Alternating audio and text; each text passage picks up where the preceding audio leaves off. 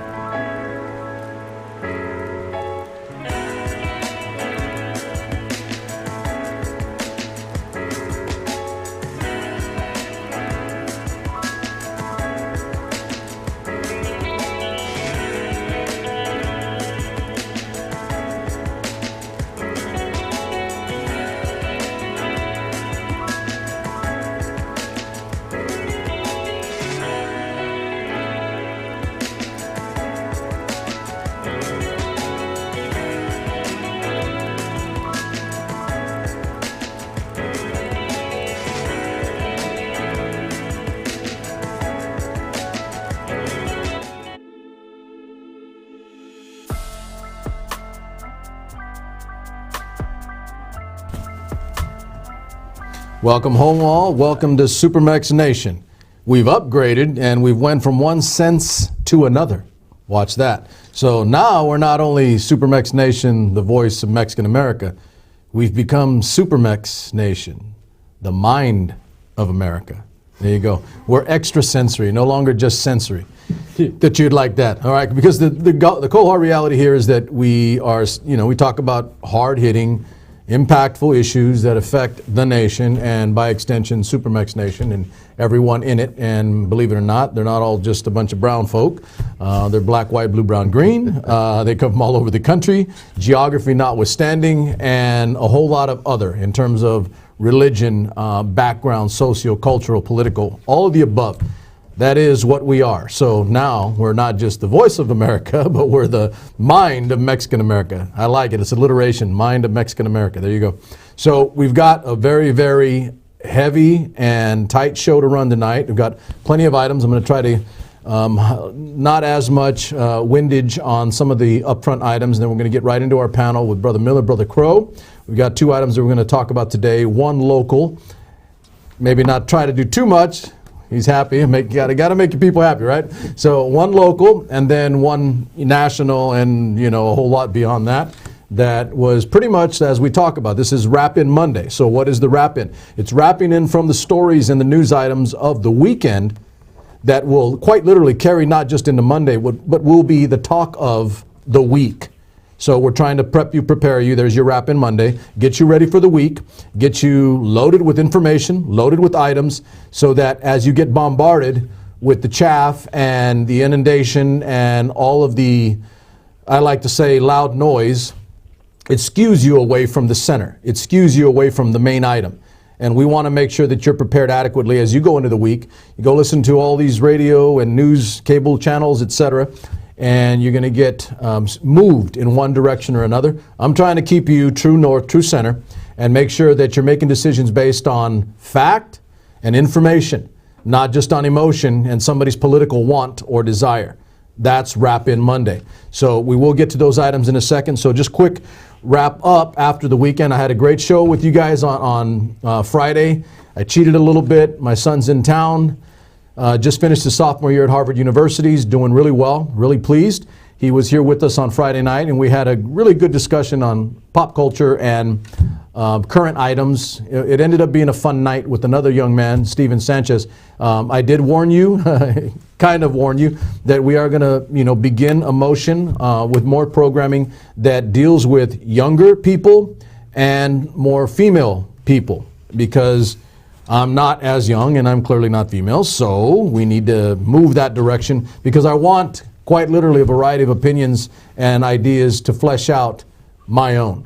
I don't think I know everything and I never want to. Don't like that glass full thing, right? I like it half full. That way you're free and open to learn from others and learn other items. So here we go. Right off this past weekend. So we talked about the new Batman. We did not know Friday. It is indeed going to be Robert Pattinson. He will be the new Batman. That was, I think, as of yesterday, late last night. So he will be the new Batman going forward. That was off the Friday night. Game of Thrones wrapped yesterday, and I've got one word for you. For those of you guys that are HBO fans and you're Game of Thrones fans, and invariably they almost end up being the same critter. You really are normally. If you're an HBO fan, you're probably a Game of Thrones fan, and vice versa. So watch this. I'm going to give you one word to sum up my summary of the wrap-up of 8 seasons of Game of Thrones that I've watched a collective 3 or 4 times. Should I want to admit that? Absolutely, because I don't embarrass them. So 4 times having gone through the series, micromanaging and microanalyzing everything about it. 4 times. Here's my one-word summary. Sopranos. It might as well have been the damn ending of The Sopranos. I can tell you right now. What does that mean? Satisfying, unsatisfying? It left me with an ugly, ambivalent feeling somewhere in the middle. I was like, what? Nah. Anyway, my point is that it could have went a lot of different ways. It wasn't bad. It wasn't great. It just kind of left you there. And all I could remember, for those of you guys old enough and that have had HBO long enough, it reminded me of the ending to The Sopranos. The exact same thing. Just kind of just sat there and the show's over and you're like, okay, next series, I guess. Here we go. So that was the wrap-up from Game of Thrones. 2 items before we get into meat and potatoes here. One, more on the serious note here. I just saw this over the weekend, and I've been kind of aware of it. I haven't talked about it, but I did let you guys know at the very beginning when we first started doing programming. I will talk about veterans issues and military matters for quite literally the obvious reason.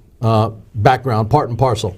4 or 5 generations now in our family of military service infantry. There will be, or we're leaning toward, I say we, the administration's leaning toward pardoning some military personnel, former soldiers, former active duty, etc. And I'm really, really not in a good place with this. I was kind of up in the air because I do understand, having lived that life a little bit, that there are things that happen, and quite literally it could be a negative that could turn into a positive provided you move it the right direction. But there are instances where one of the guys that may be pardoned, and it hasn't happened yet, so I'm just putting it out there in advance, one of the guys that may be pardoned basically killed 14 unarmed civilians in Iraq. That's not okay. One thing to say before I leave this topic. I'm not okay with just blanket pardoning military personnel so it can seem like you're taking care of soldiers, our soldiers. We're really, really finicky about this, by the way. I'm going to be really, really clear on this, whether we're in or not. If we go down this road and we pardon acts and what are war crimes, by the way, okay, under the Geneva Convention and according to our UCMJ, the Uniform Code of Military Justice, these things are not okay.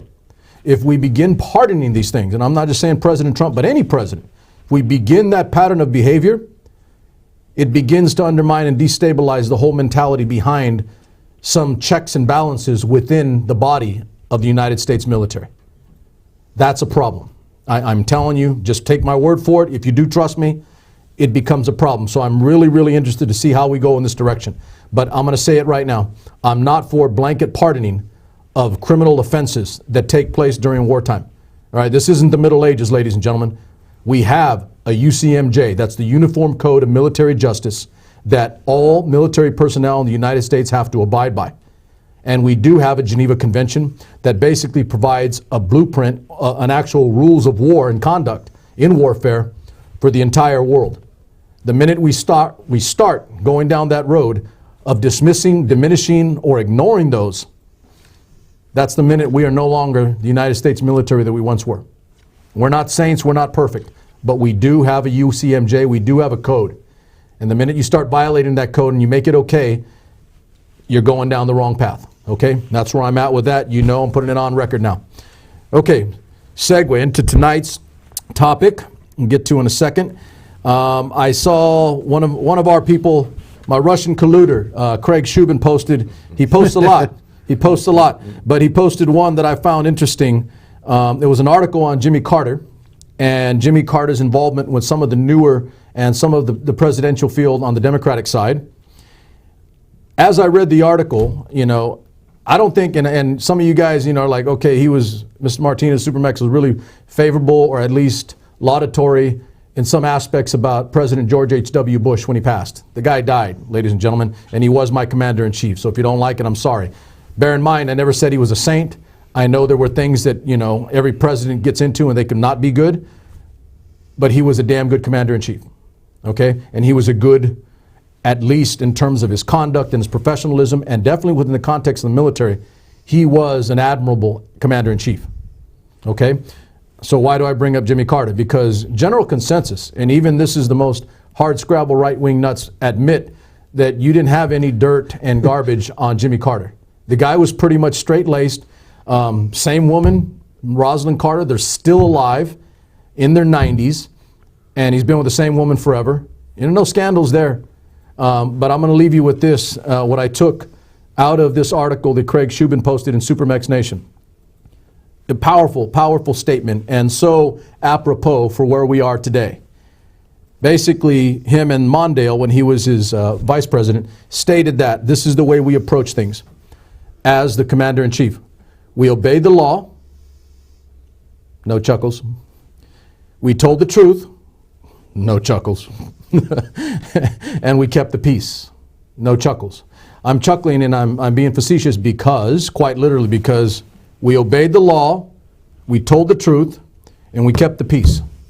Leadership today needs to take some note from those powerful statements there. I'm going to say it again.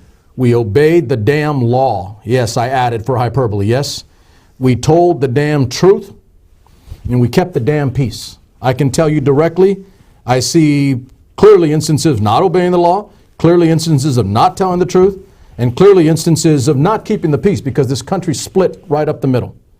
There's my rant and my rave for today as we get into this very heavy night tonight as we talk about some serious issues.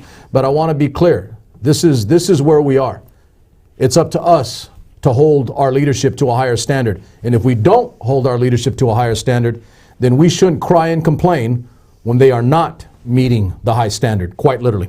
So I'm going to give this one over as we begin tonight to my homeboy, Brother Miller, because he had an itching, had to be scratched when it came to an item today. Because remember, ladies and gentlemen, all politics are local. You don't want to talk about your statement and stuff first before we get to we're good, because that's going to come up in the back end. So here we go. So give me the news today, because you do know I'm oblivious. Brother Crow, Brother Miller, one or twin brothers. Twin powers. Okay, so he's got some good news, and he's keeping me in line because I got to remember that all politics are local. Oh, I don't know necessarily if it's good news, but it is News. Our current mayor here in the city of Fresno, Lee Brand, has decided he's not going to run for a second term. And which is odd in and of itself. It's unheard of here. I mean, people run for second terms and don't lose and don't get it. But I don't know. I think that might be unprecedented that a person is not running and not seeking a second term. And so I know you have a national show here, and then a lot of people out there don't necessarily care about Fresno, but this is my home, and so. When that all came politics out, are local. So that was today, you said? That was just this morning. He made. I guess he has a noon. He has a noon talk show, and as part of his question and answers messaging and responses, he decided to announce that he was not going to run for a second term, which is interesting in itself. Then, of course, now is there any rationale for that? Is there a reason why? Did he say stipulate nothing? I didn't hear his statement. I went to the radio station. He did it on radio. I went to the radio station afterwards, and the host that was going after had his commentary as to what it was, and he was saying, from his viewpoint, that Mayor Brand voiced a lot of frustrations with working with the council that's in play right now, and I guess he just didn't want to go through 4 more years of the frustrations. So let's elucidate for our audience. So our current mayor is Republican. Correct. And the council has just switched to majority Democrat. Correct. There's 6 sitting people because there's a vacancy right now. We have a special election coming up for seat 2. So there's 6 seated council people, and there are 5 Democrats and 1 Republican right now. And they're actually the council is preparing right now to veto a decision that the mayor put in place, and there's nothing you can do about it. So for our, again, for the audience, so our form of government, so he puts something out, our council could veto, override. Correct. They need All right. they need a majority to be able to do that, and we have our mayor, our civic setup is a strong mayor. A strong mayor. So the mayor makes a lot of decisions, determinations, and things, and it has not been a case where the city council has been in a position to override. And now they are. And now they are. So you're saying, or speculating maybe, that he just doesn't want to deal with it anymore? That's not my speculation. I'm just reiterating what the radio host, what he was sharing from, I guess, I wish I knew who the host was, but it's a regular. Not to be mentioned here. Yeah, Radio? Unless it was radio. Yeah, I know. I'm pretty sure I know who you're talking about, but I'm not saying his name. At noontime, it's the noontime conservative radio. Yeah, oh yeah. Okay. Because he ain't saying my name. Yeah, yeah. So, That's right. anyway, No doubt. that's who I was listening to after, about an hour after the show, and so that was his take. Was that on air, Mayor Brand was very professional about his ability to work with the council and get things accomplished, but when they would go to off air, he would share some of his frustrations with working with the current city council people. Okay, so that's a bomb. So not running again. So what's the metric going forward? What's the dynamic well, people now? are coming. You know, so that means that there's only right now officially. So it's wide open now. It's wide open. The only person who is basically declared, although they cannot pull official papers until September. Correct. The only person who is taken out whatever the paperwork is with the state to have an actual campaign is Andrew Jans. The gentleman who ran against Devin Nunes in the 22nd. For some of you guys nationally, Devin Nunes is one of President Trump's strongest supporters. He beat a young man around here, Andrew Jans, in our backyard. Correct. And so you're saying Andrew Jans is running for, mayor. or has announced that he will run for mayor. Yeah, he's announced that is coming out. Where does he live, do you know? I do not know where he lives. Well, clearly it has to be somewhere to the north of us because that's where, Nunes's seat extends, Clovis into North Fresno. District 2, yeah, It's hard to say City 'cause, Council, District 2 or District 6 on that area, right? You're right, because he does not bleed down. So it's got to be bulleted into Hopefully it is Hoover. in Clovis. Bulleted into the he's Hoover not, area. he's not Clovis, but it does. It's going to be that direction North. north, and then also a little chunk of east over by the airport. Okay.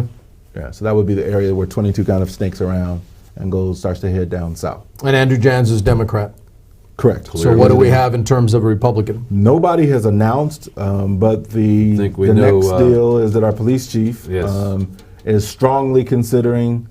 I understand that one of the city council people is strongly considering. Well, one there of the you go. Democrats You would who's- imagine one of the council people will And run. then there's a gentleman who worked. Which one do you know? Yeah, but it's all rumors, so you don't want me to get that. Nelson Esparza? You don't want me to get that out there. It's all rumors, but there is. I'll put it on there. There is rumors that there is one person on the council, and it is a he. Chavez. It is a he. It's not a she. I wouldn't mind I'm narrowing down your choice. It is not a she. It is a he. That doesn't help that much. guy. She's the only one. There's only or one or two, ain't But there? there is I don't know. a he Democrat that sits on the council who is considering running. And then there's also a gentleman, from what I understand, who worked in Swearingen, who was the previous mayor. Okay. Worked in her administration, who is also considering running. So those are the four people. Well, Jans please, is declared. And Dyer has all but declared. He's selling his house. His house is up for sale. He has a house somewhere just outside the city, down towards Fowler, I believe it is. So move into the city. He's planning. Police chief. And the police chief does have very powerful name ID. Correct. In And our he backyard. is actually retiring. Remember, he's retiring in October. His tenure as a police chief here is up in October. Okay. And so it kind of aligns into his Yeah, personal. Well, I'll go on calendar. record in saying this, for me anyway, personal self-interest, and you guys both know, usually my self-interest is what? It means my community and where I'm at. And you know this a lot because we've talked about this. I'm tired of the west side of Fresno getting used as a whipping post. I'm sick of it, and I'm going to be more aggressive and more out front on it. I don't give a damn if you're a council person or a mayor. If you think you're something, come here. Let's have a discussion because I've watched for decades as the west side of Fresno extending down. Now you and I know how this works. We have different definitions of west side. We do, but I tell you what. I tell you what. Yours is a little bit further south. No. That's it. That's it. Mine would be more So let's southwest. clarify. So let's clarify. So that we do, but we don't. Okay. When I say west side, it's not that I dismiss or diminish, obviously, what was the west side. Correct. What was always been the west side. And when I The do West bring and 99 yeah, side. so the reason I say that is because I think I've shared with you that we need to begin calculating what it means to have this other portion that to the north has become West Side as well. Correct. Because they're in many ways often overlooked. The council candidates and people running, and for mayor, by the way, when they calculate out the west or that side of town, they don't factor in my community where I'm at and the area to the north of where the old When West you Side. say my community, you're talking about the geography of your. So he's talking about the geography, true, right? he's talking about Like the true west where the side central, of Fresno. basically correct. sort of central unified. What would part of be? Fresno, I right? give you a better look at it. So between on a locus of north and south, between Shaw down to like Belmont, that is actually more west side. You go further than that, it's northwest. If you want to be real specific, and you go further south, and it's southwest. Southwest. That true northern spoke is like a no man's land and an unforgotten territory, where it's just we'll be here all night. Well, but that's my point. I agree that more attention, but one thing, what I hope I don't want to see, and this appears to be the trend, is that people trying to pass things. By the way, folks, I'm dressed up phenomenally better than these two because I've been out working out all day in the sun. These guys are completely underdressed, but that's not my fault. But yeah, That's funny. what I'm getting tired of, because it's and I can see it's probably going to get worse, are people trying to pass resolutions strictly for a political statement or to say, I attempted to do this as they go to run for a higher office, because there's one or two council members, I won't say who. Why not? That's public record. Well, I believe that if you're on whatever position you're in, city council, school board, whatever, you should be pushing for things specifically for that, not for things that are intended to further your political career in a different position. If you're trying to further yourself in the position you're in, that's fine. That's what you do. Which has been my argument for our area. Yeah, right, exactly. And I'm not going to say, with like, Richard on it's that. not just current council. Yes. That's about as nice as I'll be, by Right. the way. There's a couple of them I now don't, that I don't are blame, like- I don't blame all the current, and then what are the kind of, okay, so we have areas, we have Soria, and then what's the one in the north? That was Brandau. Brandau. Brandau is a vacancy. Okay, so that's the vacancy. Okay, so even him, I'll throw it all in there. I don't blame all three of those for all the ills and the inequities that moved to the west side. For the most part, That was before them. yeah. Okay. So yeah, and I'll say that. I'll say that on air. However, you don't. And I've said this about the president and leadership at the national and state level. Just because that's what was done prior, doesn't give you the plausible deniability to say, "Oh, not me now. Oh, I'm Shaggy." It Sure, wasn't me. if you're pushing status quo and status quo is wrong, you don't get to say, well, gosh. Well, it's not even like pushing status quo. It's like being obliviously, blatantly oblivious to the fact that there are all these things they run on and say, okay, I'm going to do this, I'm going to do that, because that wasn't done before. And then they're gone. Yes. And you look back like, hey, I thought you were going to fix this stuff. And where are we? 25 years later, we're still dealing with it. I don't know about you guys, but it's a quarter century for me. Well, recently there was a vote on I believe it's the Fresno Hotel, I want to say, not this latest Motel Drive one, downtown, that Fresno Hotel. yeah. Okay, I use that word "my" loosely, council person, won't say that person's name. Where are you? You're in the tower, or close to the tower. Yeah, I think you and I are in the same district technically. You're I'm either on the other Arias side or of Soria. 99 though. Yeah, it would be Soria. My council member was lauding how, hey, we're revamping the Fresno Hotel and we're going to have housing there. Well, she's bragging about it and how much is spent. I added up, I did the math on it. It's something like $200,000 per apartment.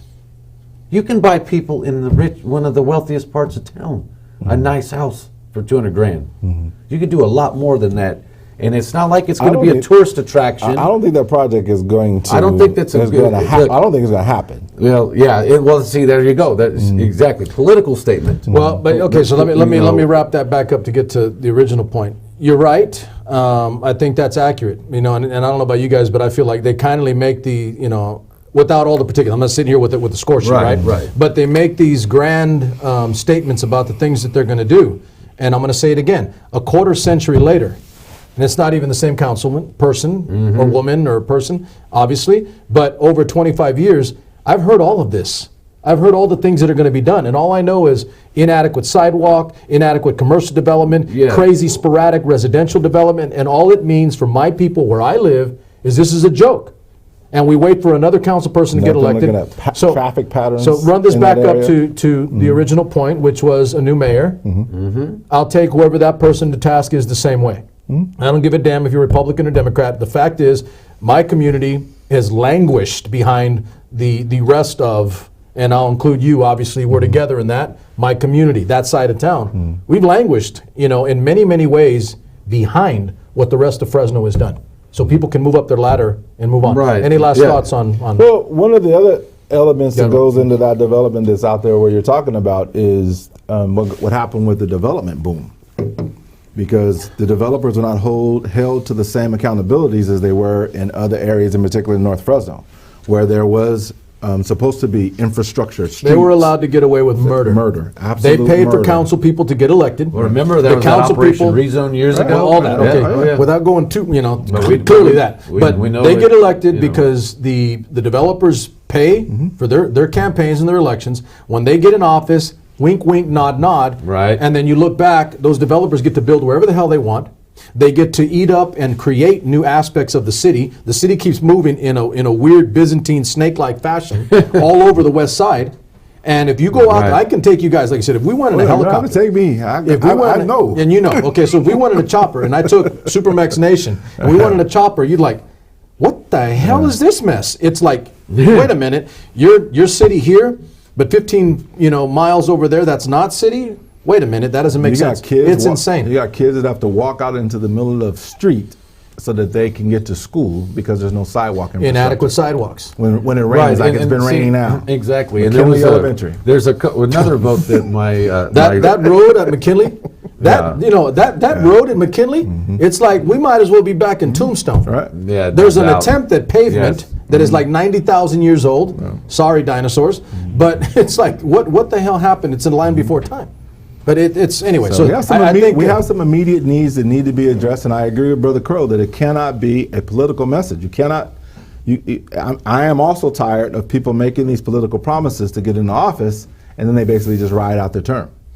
And they See you blame when it- I see you. Yeah, they Well, blame it yeah, on pushing, red pushing, tape, and they blame it on this and blame it Right. on that. But nobody is actually going to bat to get some things done. We got sounds roads are horrible. and look, also sounds they're, national, right? yeah. Well, it does kind of sound national. Right. And one other one that really stood out Quickly, for me. 'cause I got is, 2 minutes here. Soria pushed that when she first got in, and she's going to push it again. She said, and this is going to be an issue in the campaign. I'll watch that the $275,000 of our tax money for quote unquote illegal immigrant defense fund. Now, we illegal immigrants accused of crimes already get public defenders, just like anybody else accused of a crime. Correct. 275 grand or whatever the number was, it was in that range. I went down and protested her on that one. Did you really? Absolutely, I did. Trooper. And I told the guys tried to accuse me of being an illegal immigrant. No, I'm like, no, I'm pro-taxpayer. Wait a minute. I'm not. Wait a minute. So, you know, back that up. yeah. Back that up. They tried to accuse you of what? Oh, being anti-illegal immigrant. Or Oh, anti. Yeah, He left the anti out. Yeah, They true, accuse you of being true, what? true, yeah. Illegal Irishman? Yeah, I know. I'm an old school boat person. There you go. You're the original boat guy. Yeah, I'm You're a Irish. boatman. But yeah, so and the thing was, it's like, look, they already I made the point when I was talking to her supporters that were there. Like, look, they've already, this is searching for a problem that doesn't exist. And it turns out, it's like, well, they're facing deportation. Yeah, after they've been convicted of armed robbery or grand theft or whatever the felony is that they've been convicted of. At that point, most Americans don't want those guys here because we don't support actual criminals. We're fine with other people, but actual criminals, we've all agreed when we did the show. That's a bye. different critter, yeah. And so in that 275,000, there's a lot of sidewalks that could be fixed, paved, roads, McKinley Avenue, et cetera, et cetera. And she's talking about pulling out possibly more, and I hear that Esparza is going to possibly be in on that. Last time, I like Chavez. Chavez was against it. And if he Chavez changed. runs for office, He changed. He abstained on that one, though. He abstained, Right. and then he changed. Is he now for that, or From what? what I understand, he would Oh, be in my support goodness. of it. Yeah, we can't. See, we're already in a tax taxpayer situation. Not a whole lot of money. We can't be squeezing a whole lot more. So let me ask you last thought, because we got to move it. So with that, and Chavez is the guy I know. How do you feel? You're a protector of tax dollars. So Yeah. How do you feel about? Me too. Well, I am also. But how Me do too you feel movement. about a council person who abstains? Well, the abstain vote. I don't get that. The abstain vote. The measure already had failed. It failed at that point. And he was under a tremendous amount of pressure. So you're saying he abstained? So you're saying he abstained to not be on the record. Correct. As for against. He didn't abstain because there was a conflict of interest. That's it. He's not doing his elected duties if he's abstaining. Well, there's three ways you can vote. You can vote yes, no, or abstain. No. Right? You can, but usually the abstention is because there's a conflict of interest. Well, there was a. Well, nobody can stop you from doing it, but I know where you're going with this. He represents the east side of Fresno. He had a lot of pressure to vote with Soria. You got to make a decision. For him to say, all right, I'm not voting with Soria, but I'm also not voting the other way. That's still that's the funny thing. You know what I say to pressure? Now if your the dude, pressure. Look, if the dude is now changed and he wants to actually provide, nearly $300,000 or whatever her next bid is going to be for it, then no, he's not necessarily a profile in courage necessarily, but that's way better than what he could have done. My issue is elected officials abstaining from a vote, good, bad, or otherwise, without some mitigating factor. They weren't at the meeting. An actual conflict. He may have had some issue. I don't know, but that was 4 years ago. But we're going to devolve into city council. I got you. No, we could be here. But I do agree with you when it comes to. I agree with you, Darren, generally with that, and I also agree that congressmen and women, as well as state legislatures, that pull the. I'm not going to vote on this at all. I'm going to skip out. To save a record. Right, yeah. It just means I'm going to say it. So they should be mandated. I'll say it to wrap this mess up. So, I mean, I have abstained in the past on, in a body. I abstained on principle because I don't want to vote for myself for a position. Correct. That's a conflict. Or it doesn't have to be, but for me, it's that's integrity. It's a conflict for me. It's a conflict for me. You didn't abstain because you were worried about these folks over here or those folks over there. I abstained because I thought it'd be petty to vote for myself. Would you and then it turns out the other guy who I agreed he voted for himself. Yeah, no doubt. And I lost. I lost by one vote. How dare you be principled? Well, listen. We can joke about this all night. But you know what I'm going to say, right? If a guy abstains or a gal abstains and says, "Look, the reason why is I don't necessarily agree with him. I don't agree with her. I have a different position altogether." Is that different in your view? If he explains, no, that's not an abstain. You got to make a decision. Well, if he says, "Look, I don't agree with," you can always make a decision and say, "You know what? I was wrong for making that decision. I am now going to correct it." It quite literally boils down to this. It's a courage of conviction item. Right. Just say so yes or no. Segue. So let's get into I'm today's main issue off the weekend. Darren convinced me. I'm changing my view on it. Thank you, brother. It's about courage of conviction. My view, man. It's about being able to stand up and say I'm for or against something, and not worrying about the political pressures and winds that'll get you booted out. So, which goes to our topic today. All right. Justin Amash, a Michigan representative in the House who is a Republican, and disclaimer up front, I am aware of some of the people that are in the Freedom Caucus and that were in the Tea Party in roughly 2010 when the Tea Party people got tired of the same old and they did their thing, because we have that on the left and the right. You have people that are a little more dissatisfied with the party structure and think that they're not doing what's best for the country or people, right? And they get elected. So this guy with some others, I do know this, was elected, and he's more of a constitutionalist and more of a libertarian. So for those of you guys that do not know, Justin Amash over the weekend came out and basically stated, and I'll read his 4 main points. Here's the scary thing. I think he did a better job.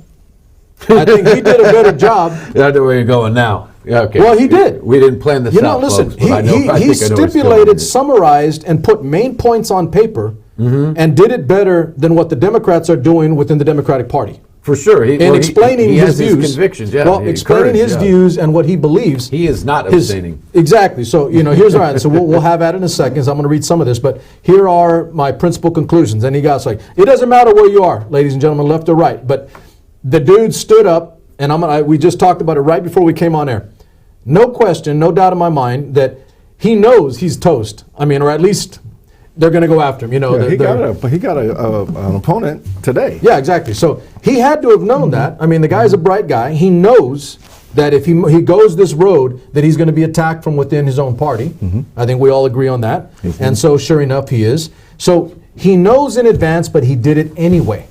He knows he may be gone after this term. He might be. But I'm going to say it. He did it anyway. He did it anyway. I didn't do my homework completely. What is his district makeup? Well, let me read the 4 points first. Let me read the 4 points. Because Jeff has a little bit on that. Okay, so this is Justin Amash's tweets from the weekend. And they just dropped. They're going to be talking about this all week. It's forcing Democrats to actually talk about it. I read most of those. Okay, so I'm good with those. The four main ones. Okay, so here are my principal conclusions as stated by Amash, the Michigan representative. Attorney General Barr has deliberately misrepresented Mueller's report. I stated early on that I thought that was a Yahoo show. I actually said if the president and his people wanted the Mueller report to go away and not be seen or not be read or not be viewed, they shouldn't have done anything. They should have just released the report quietly. Instead, they did this circus hoorah with Barr, and it got more attention. Remember, this is Barr's second time doing that. I understand that. Yeah. So my point being is that they probably would have buried it to a greater degree. We can argue about the nuance of it, but I think less people would have read it if there weren't as much done for it when he released it. Correct. I thought it was dumb what he did, and it clearly looked like, okay, he's just here to try to cover the president's butt. Okay, I got it. That's what you think your job is. But by doing that, you forced more people to want to know what's in it. You drawn attention. Yes, you drew attention. So I do agree absolutely that Barr is attempting to represent the Mueller report in a way that is suited for him and his boss. That's clear, okay? Which I don't think the Attorney General should be doing. He should be ambivalent and even keel fair and nonpartisan in his approach. I've said that for all of them, whether it's Republican or Democrat. All right, number two, President Trump has engaged in impeachable conduct. So we did touch bases on this gentleman last week. I did mention that there are 10 items within the context of the Mueller report. He chucked one already. Okay, there are 10 items within the Mueller report. And so for those of you guys out there that don't want to hear it, put your earmuffs on. But there's no question, after reading through the body, a 448-page document, that the president at the very least, attempted to derail, if not end, the investigation. In what I saw, what I read, and I compared and contrasted that weekend, he did more than Clinton did by far. And they impeached Clinton, right? He did more than Clinton, and in some ways, there's more volume to what he did than Nixon did. Right. So that's you can argue this one way or the other depending on your stripe. If you're a hardcore Democrat, you definitely want it to be the case. If you're a hardcore Republican, you don't want it to be the case. If you're somewhere in the middle and you're actually worried about the damn country, you're going to sit there and you're going to analyze it for what it is. So I'm not a hardcore right-wing libertarian, but I am constitutional in my approach. I do believe in that. And I do believe if you at me when he said that. Yeah, well, you too. Because you're both, right? But I do believe in that. So I'll say it. He did engage in conduct that reaches the threshold of impeachment. All right, so where does that go? You guys don't have to like it, but that's a straight, honest assessment. I'm not saying that something's going to happen or not happen. What I'm saying is it is worse than past experiences with other presidents that were impeached. Number three, and this is the one that probably hurts me the most because this is the rationale and the reason why we have the issues we have. Partisanship has eroded our system of checks and balances. That's a fact. Now watch this.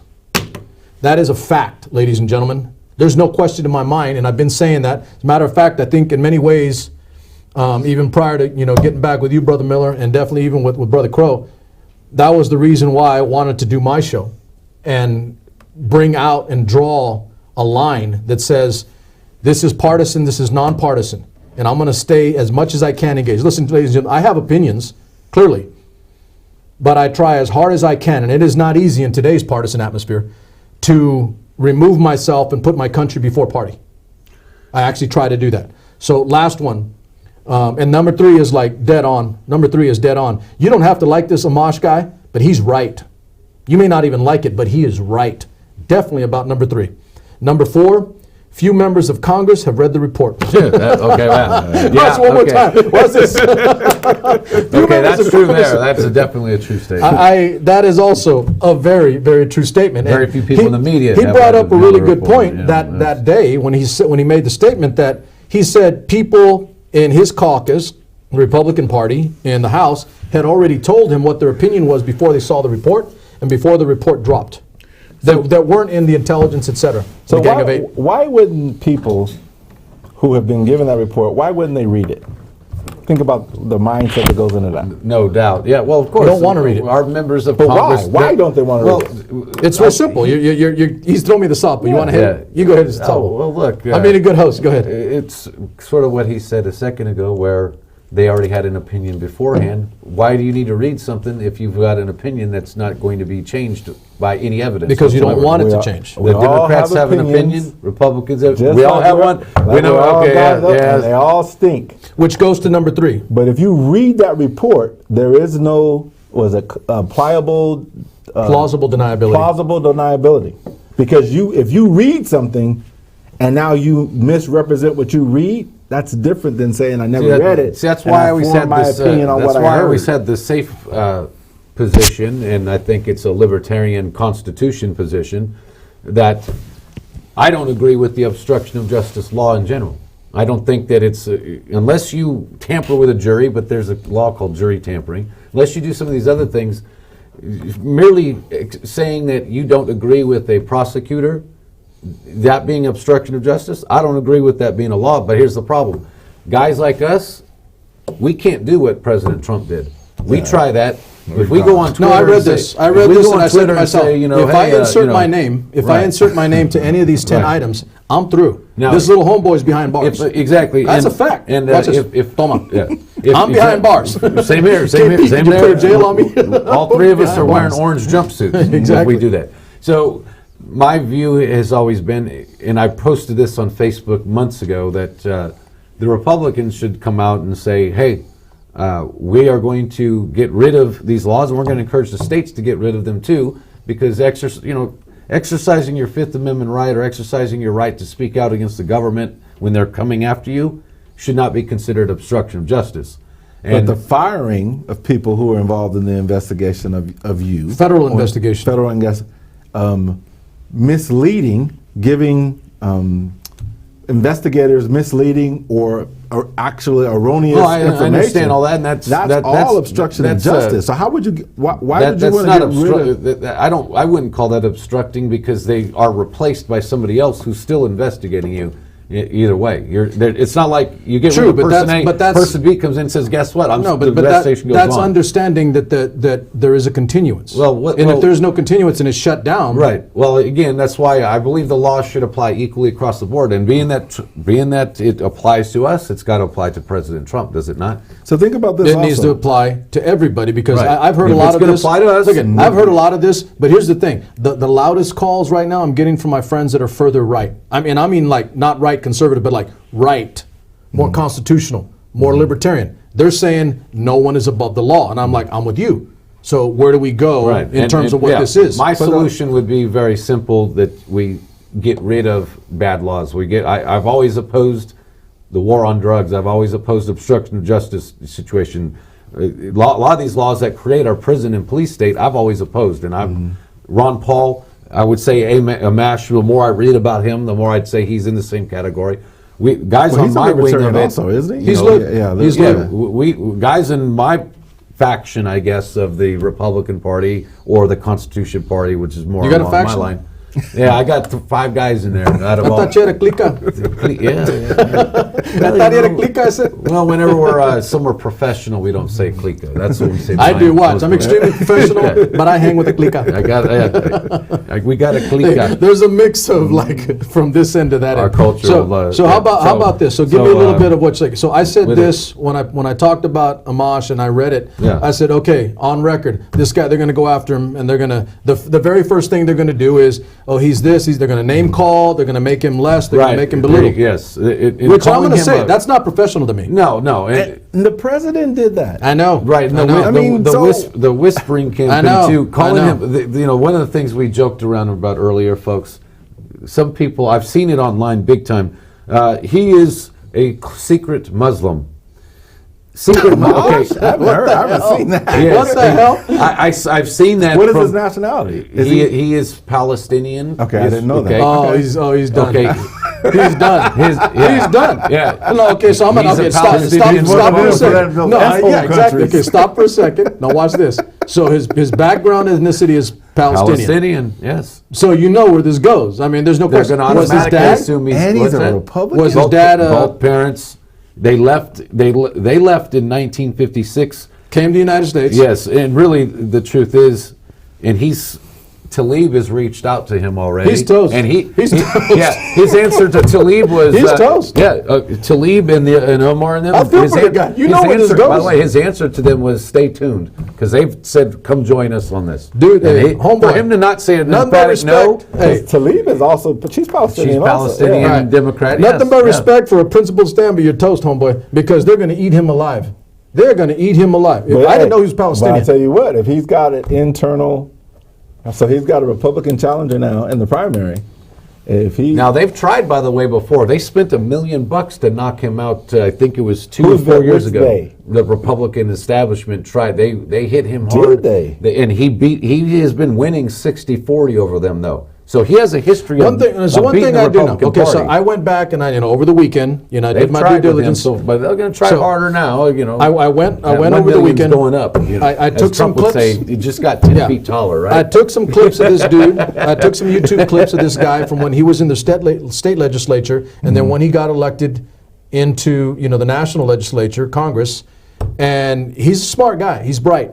He's not stupid. He's not dumb, and he's bright. So I am interested to see where it goes, but I will say this: I don't think he's trying to get attention. I don't think he's trying to get. No, he doesn't. He believes. He's got. He's a true believer in what he's saying. Based on those four elements that you said, those are factual elements. Those are not built off. Which I'm going to say it. He did a better job of codifying those 4 elements than the entire Democratic Party has done. One of the reasons why is the Democrats are worried that, like he said in one of his tweets.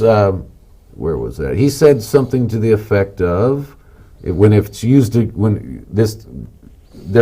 parties go 180 degrees, whether it's whether talking about Trump or Bill Clinton. So the Democrats in Congress, not necessarily ground floor Democrats. I saw that piece. They are, in my view, they're worried that if they try to go after Trump on this type of thing, they will look like they have flip-flopped, which they will have. And, they didn't want to impeach Bill Clinton for his obstruction of justice issues, but no, neither did the Republicans wanted to. So Amash was right when he texted or tweeted, I'll find it here, but he tweeted out that, that they basically went to 180 degrees on this. And, when is their primary? Do you know?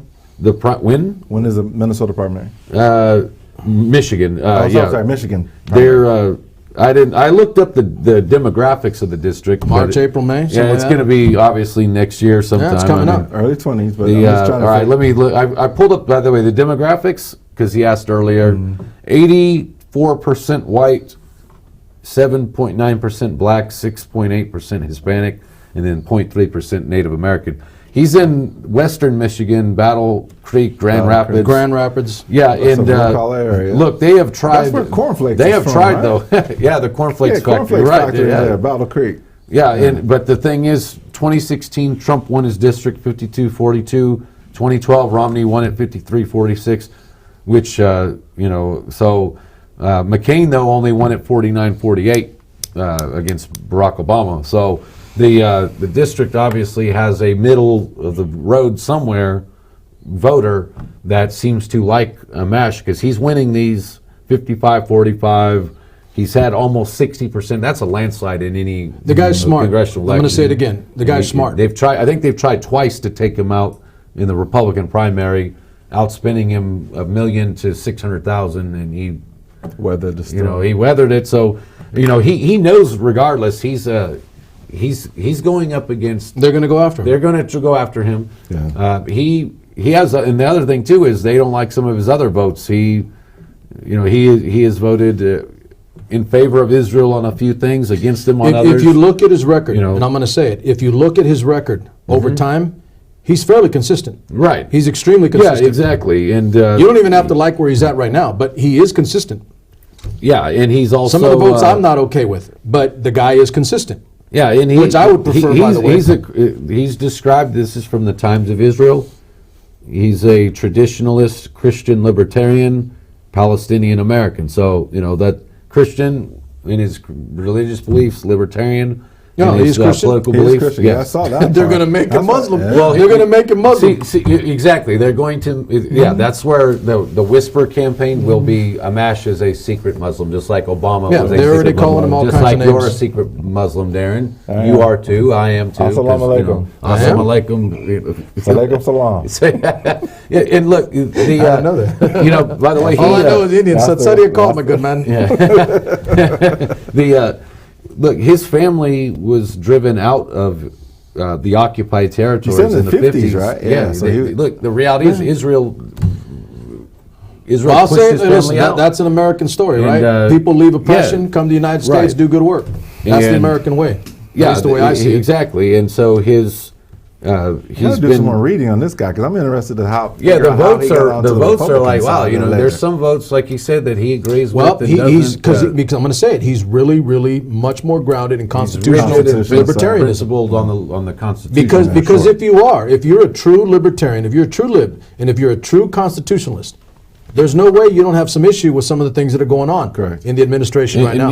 Because and, a lib should be fighting tooth and nail for the Constitution. Correct. Tooth and nail. Every true libertarian I know has said that basically every president has hit an impeachment point. Hey, every And then president probably, does. if you look at strict constitutionalism, probably yes, and most members of Congress have also hit that point. And that, I suspect, the reason why the Democrats aren't so quick, the Democrat leadership, not some of the base ones, but the ones that are in leadership, one of the reasons why the Democrat leaders are not going to go as far as Amash is because They're afraid. They know exactly. The Democrat I'll say it, they're leaders afraid. know they too are.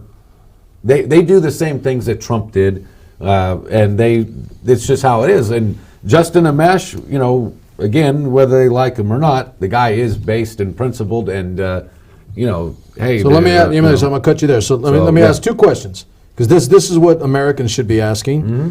All right. So the obvious, the simple one. Now here's a simple one. Where do other Republicans in the caucus go, or other Republicans in general? I think Ben Sass, the senator from Nebraska, is going to join him. Think he'll move a little? Yes, Ben Sass. In my I watched view, Mitt Romney this weekend. He stopped short. As like, well, Yeah. he's What about the parsing. gentleman from Colorado?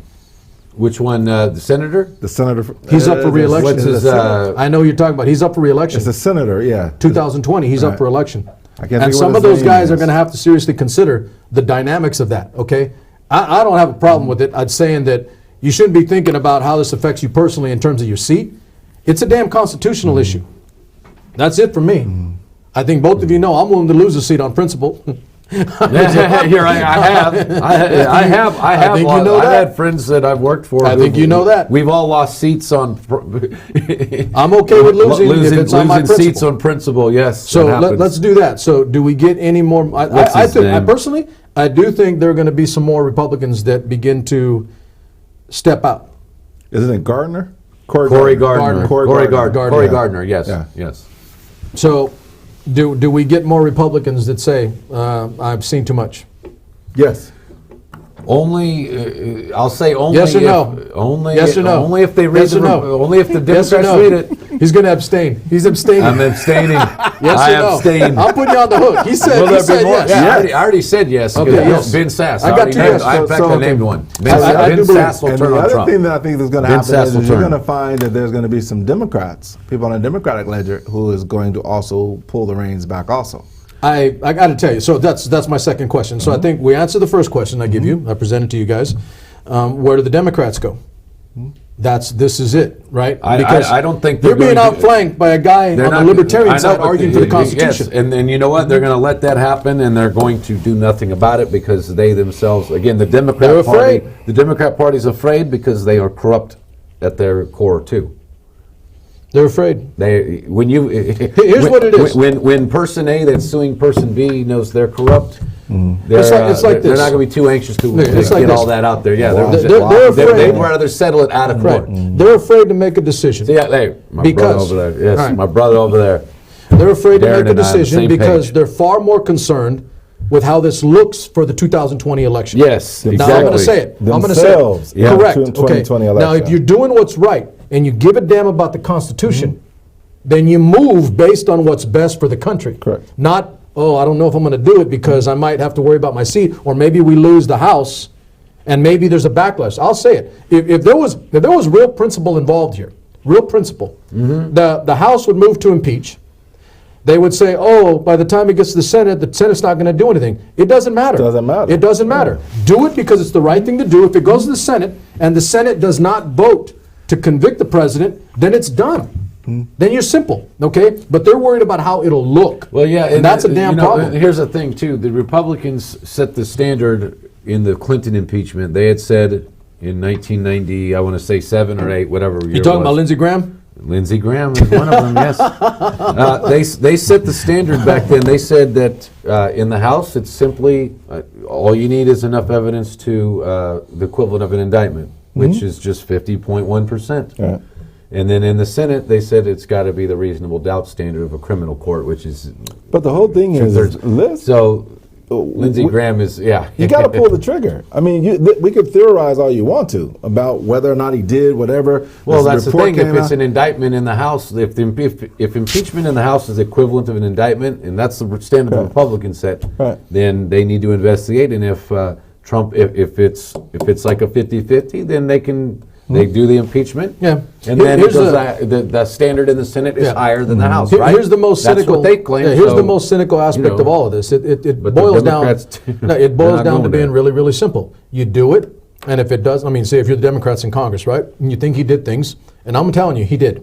There are things he did that are worse than the Clinton impeachment, and they're worse than the Nixon impeachment. They are. It's fact, and it's written. It's there. Okay, it's real simple. So if that's the case, then you're worried about, oh, we may lose seats and we may lose the House if we move to impeach and it doesn't succeed in the Senate. They're calculating based on politics. Yeah, there you go. See, They're and not. that- and They're that's not calculating based on. right. Here's That's where That's I go. exactly what they're going to be Yeah. doing. Okay. So yes. watch this. So this is the larger objective, and so I know I've shared this with both of you before. I'm a history teacher. I think historically, I would not want to be a person in Congress right now, looking back on my history and saying that I didn't do anything, and I'm on record as one of those persons, because I was afraid of how it would look and I Well, might lose my seat. well, what'll because happen- listen, yeah. this is historical. Well, what's going to happen? It's gonna be is- in the record books. Yeah, what will happen? There you go. Look, without casting a judgment, because I don't judge people based on whether they're guilty or innocent until they've gone to trial. I've learned the hard way a few times with predicting the cases. Exactly. That we don't do that. I agree. What I think will happen, unfortunately, is that you're on the right page with that. Is that the Democrats know that what happened with Bill Clinton when the Republicans impeached him? He got more popular, and the Republicans got shellacked in the That's my point. 1998 That's my election. point. They lost seats, and that's what Nancy Pelosi's doing. What they're going to do, yes, they're going to pull back. They're not going to do what they believe, what they want to do.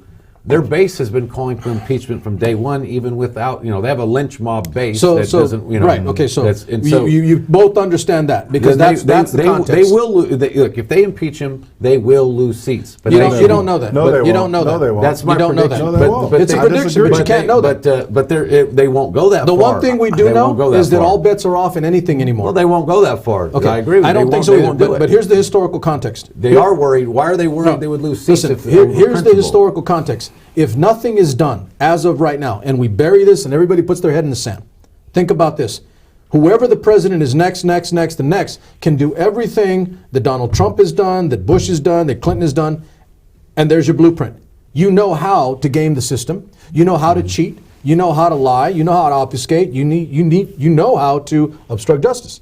It's all there now. Well, it's all there. Look, why do you think why do you think that the Democrats don't give a you know what about principle? Because it's all going to be in the wash in the 2020 election cycle, which is only about 3 or 4 months away. If they can kick this thing down, this can down the road another 3 or 4 months, there's no way in God's green earth that anybody's going to do any impeachment once you get into September.